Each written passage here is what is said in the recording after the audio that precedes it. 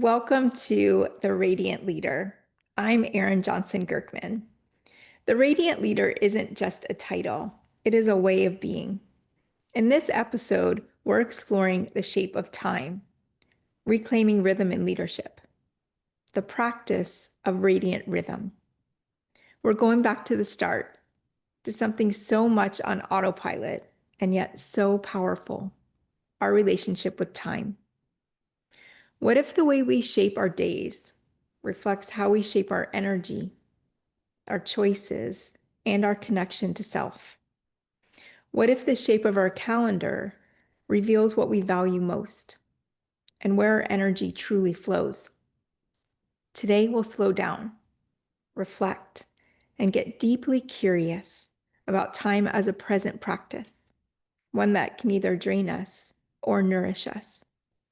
Because when we create space for what really matters, we restore our energy, our presence, and our radiance. And that light naturally extends to the teams and the organizations we lead. Because this is the second podcast, I wanted to come back to the vision for the radiant leader. The radiant leader begins within. It's the inner leader who embodies presence, courage, health and well-being, authenticity, compassion, and growth. The inner radiance naturally extends to the teams we guide, creating spaces of trust, safety, and inspiration, where people feel seen, supported, and empowered to shine. When organizations are filled with radiant leaders, the impact magnifies.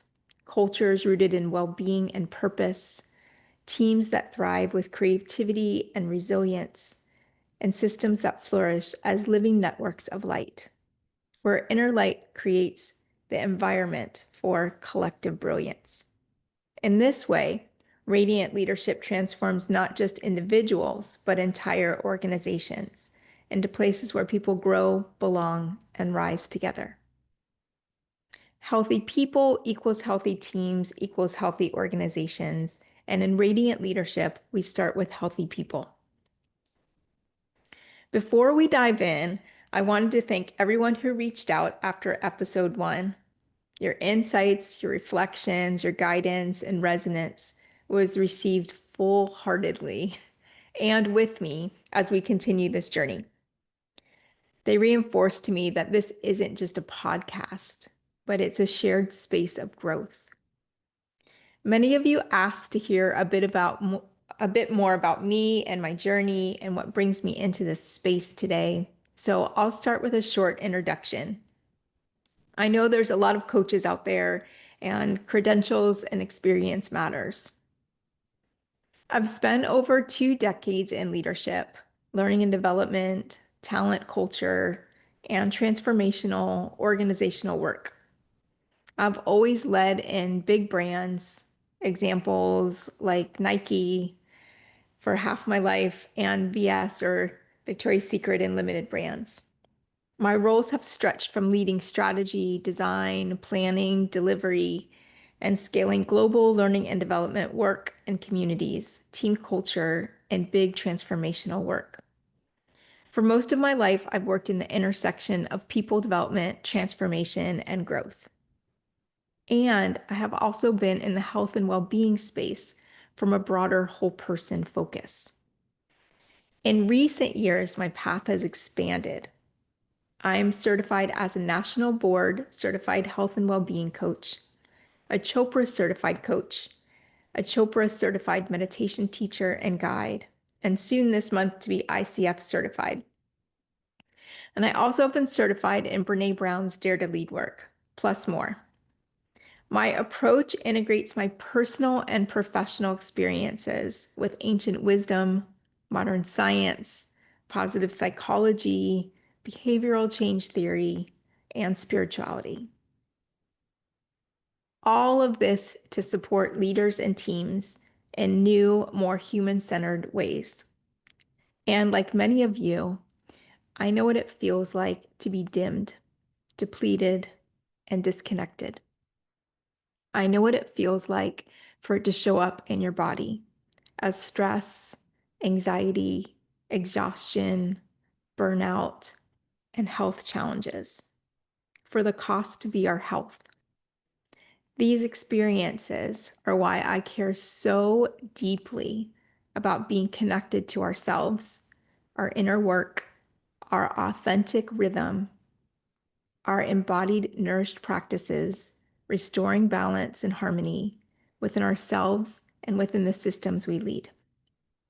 My vision is to inspire the future of leadership where we are heart connected, embracing the beauty of our wholeness through nourished embodied practices, radiating courage, compassion, authenticity, and growth. All of this work is me expanded in a lifetime foundation. As we continue this journey together, I invite you to see this podcast as a shared container, a space of curiosity and growth, always free from judgment or evaluation, especially as we're doing reflection and thinking about ourselves. A space to take what resonates and leave the rest. A place where we embody the values of a radiant leader.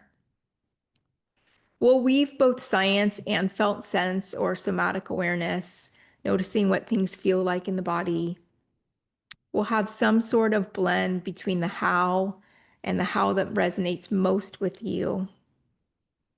We'll spend some time in reflection, and I'll always spend time recapping the reflection at the end for you to take away with you. And as always, I encourage to embrace the support of coaching and therapy, others who hold life with us that can help guide our journey. So as we get into today's focus, we're talking about the thing that most of us connect as our guide in leadership in life, the calendar. The shape of our time is often the space of our lives. It reflects what we value, how we spend our energy, and what we make space for or what we don't. Today is about deep curiosity and reflection, about presence. It is not something to solve. There isn't an end destination, but something to be present with. Yesterday, I was in a conversation with some beautiful coaching peers, and I was telling them about the focus for this podcast. And we had some really rich dialogue. And I know that that rich dialogue extends beyond this podcast. So some of the idea of today is just to open the conversation. The more we can talk about things, the more we can feel what needs to shift within us in order to get to a place that feels more in line with our own rhythm. So we can start by just asking, when you hear this topic about radiant rhythm, what does it feel like in your body? Listening for subtle things like emotions or sensations, images that might come up, words, or maybe some thoughts come up. I was taking a walk the other day and I was in reflection on the curiosity of my own calendar. And the Coldplay song, The Scientist, popped up in my head. I love that song. And if you watch The Way Home, it has another deep emotional connection. And I was thinking about, what if that song was heard in relationship to our own inner connection?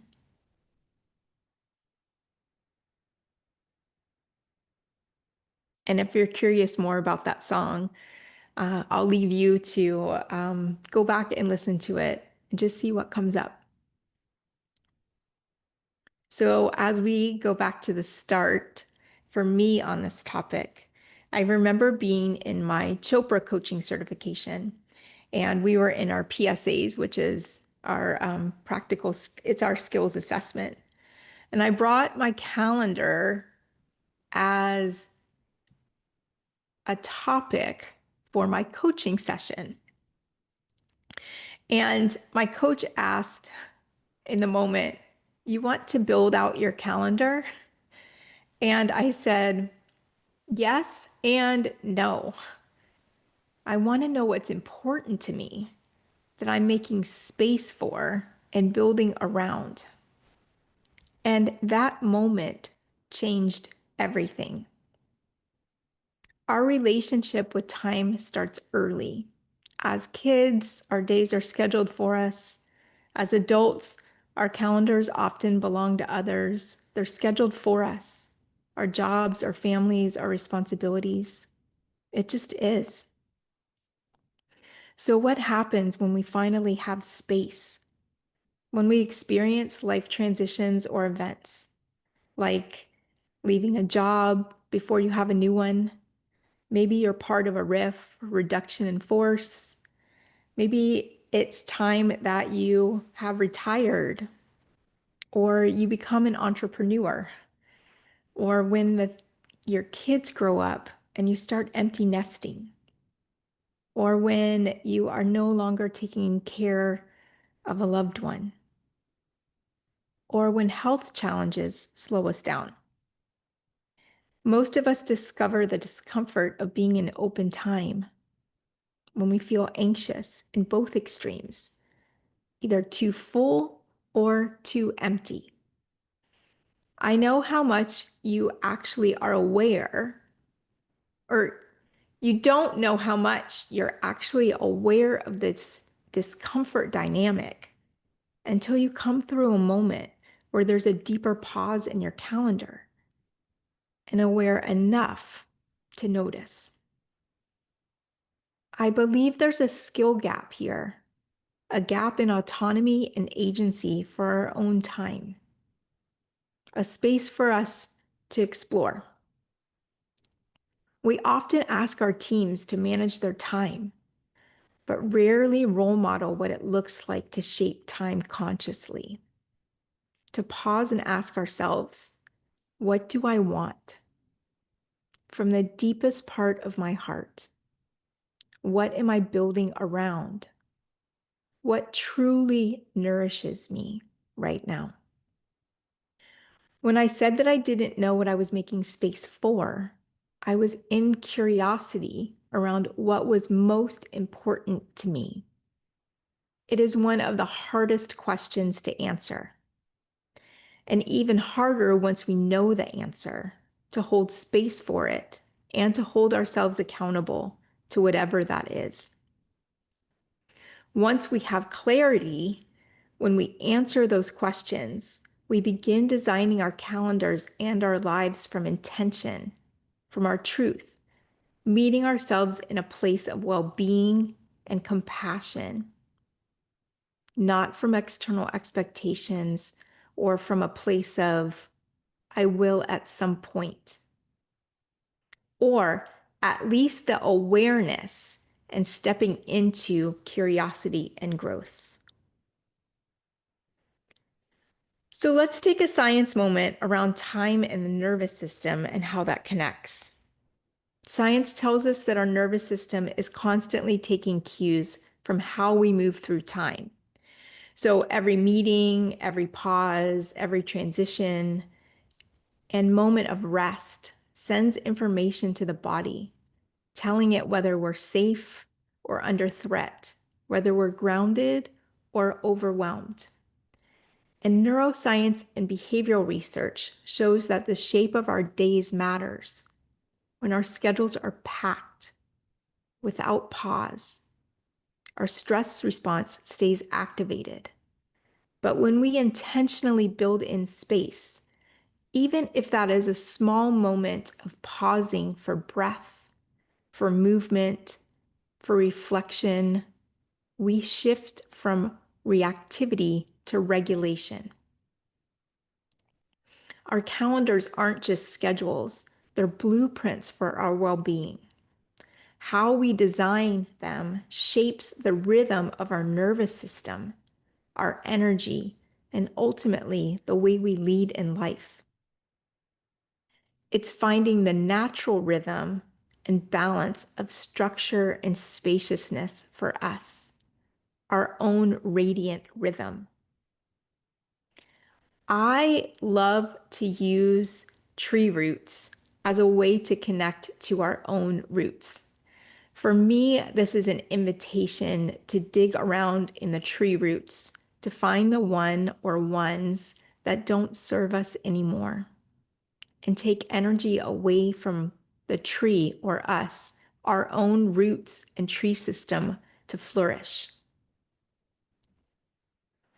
It's being willing to leave your comfort zone, to be in deep curiosity and inquiry with ourselves, to gain clarity around what we really want and nourishes us, to bring in exploration and creative design, to try out and try things and see what works, and to be an agency for ourselves in our own conscious choice. Just sit for a second in the felt sense of someone asking you, what do you want? Asking yourself, what do I want? And not from an ego perspective, but from a heart-centered and connected perspective. What do I want? In the deepest part of my heart.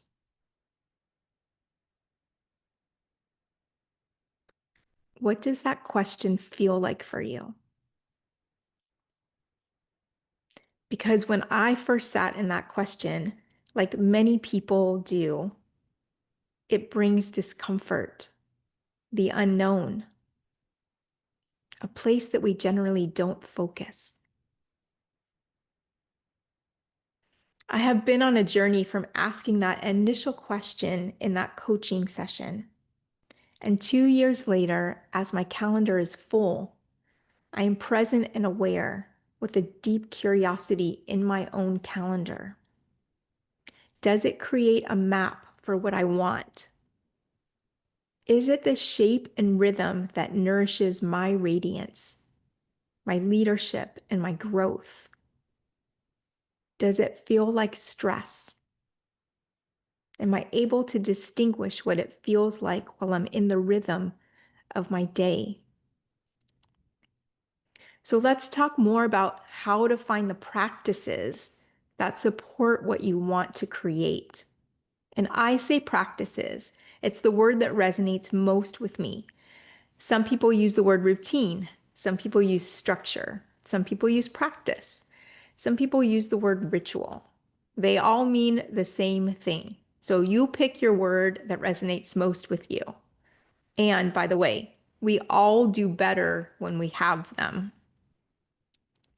So the big question is, what are you creating around? In nervous system language, what regulates you? What are the basics that take you out of fight or flight, that take you into rest, into what centers and grounds you? Takes you from scattered to focus. For me, scattered might feel like I can't quite get my feet on the ground. Where things get from louder or a little noisier to where they get quiet. You might think about a merry-go-round. Merry-go-rounds have that center point where everything moves around them.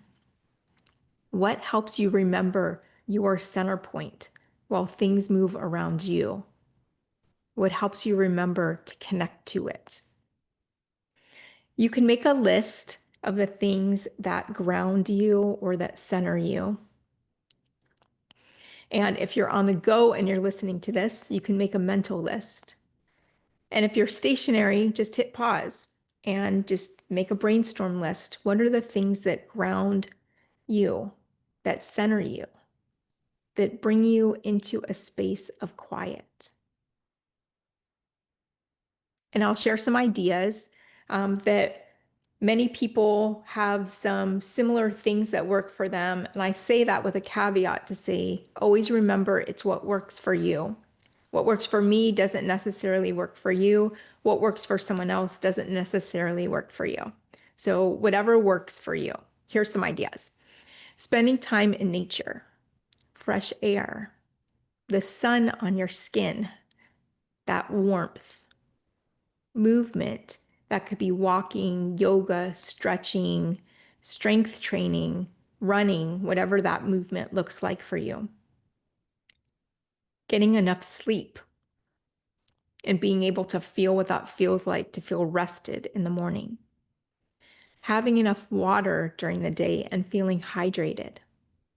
Maybe it's nourishing meals or food. Maybe it's meditation or mindfulness for you. Maybe there's a morning ritual or a bedtime ritual or routine. For some people, that could look like music or singing or dancing and just a moment of that. It could be pets or family and friends. It could be spending time in the quiet where you spend time, your physical environment. It could be being really focused in your daily planner, like you've done it, and that brings you a sense of calm. For me, I have a morning ritual that I have created with a flow of things that ground and center me. And I know over time, mine has become longer. So I might have 2 hours in the morning, and you may hear that and think that's a really long time. But this is a string of things that I have put together, and I just back up my wake up time from that, which is super hard. I'm not saying any of this is easy.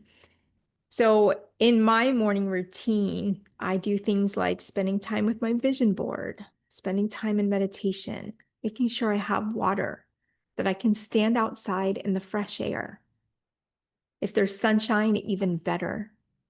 That I can spend time getting organized on my daily list, and that I can do a scan of my digital stuff that helps me feel just connected in the day.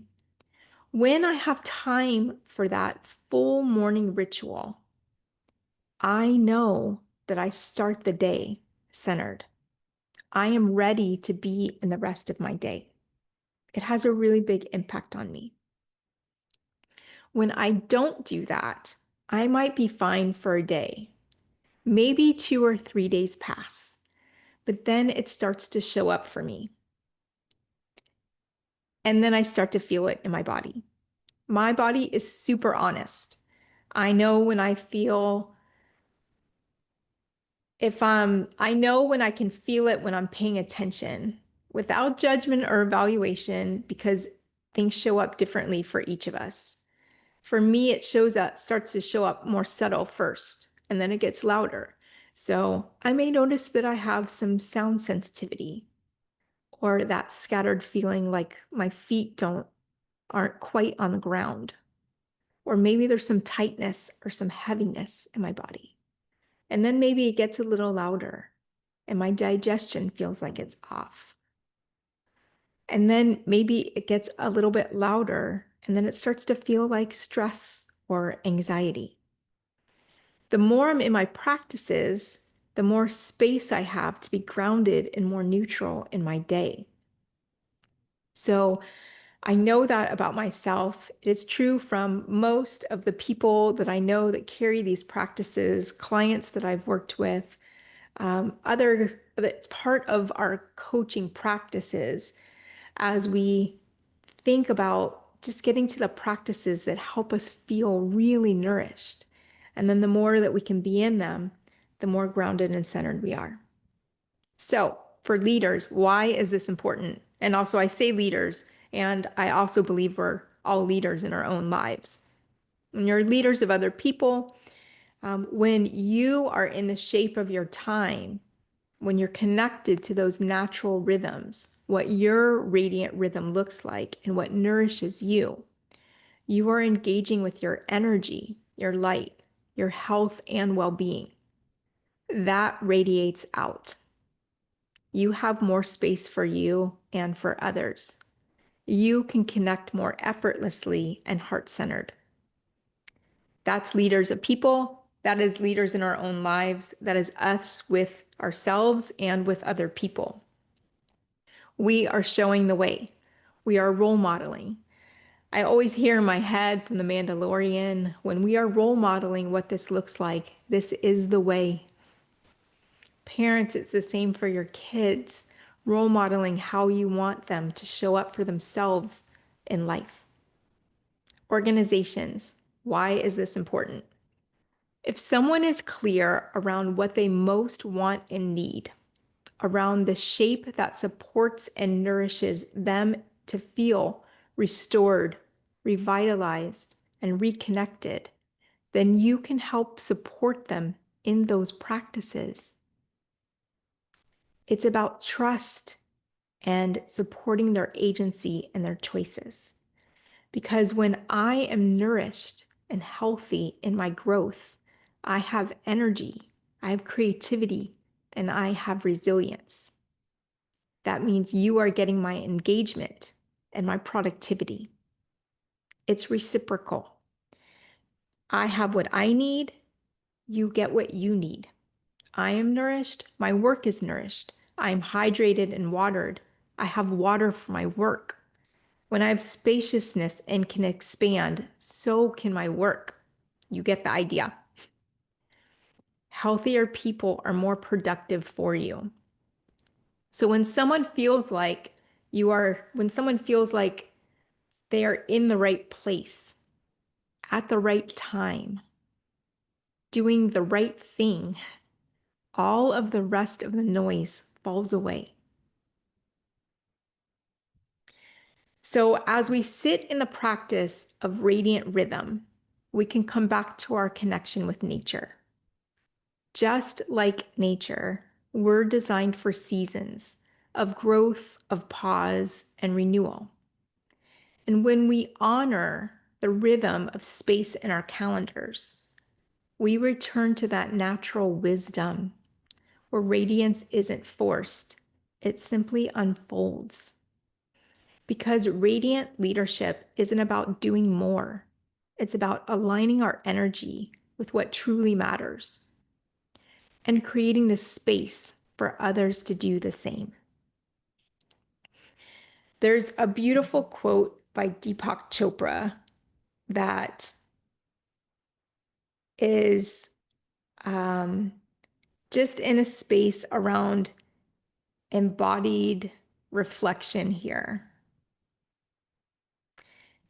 And in that quote, it talks about things feeling effortless the more that we are in rhythm. So let's just hold some deep curiosity here. And this is also an invitation to connect with others, open the conversation, also connect with the right person to help guide you in this process. So here's some reflective questions for you, just in summary. What does my present rhythm feel like? What does it say to me? If it had a voice, what would it say? And again, no judgment or evaluation. Notice what feels full and what feels nourishing. What feels out of rhythm? If your calendar reflected how you want to feel, what would change? What would shift for you? What are you building around? And just as a start, what is one small practice that could help you restore your rhythm? How can you make that part of your day? And then I'll also leave you with, what are you learning about yourself as you are listening here? What resonates most for you?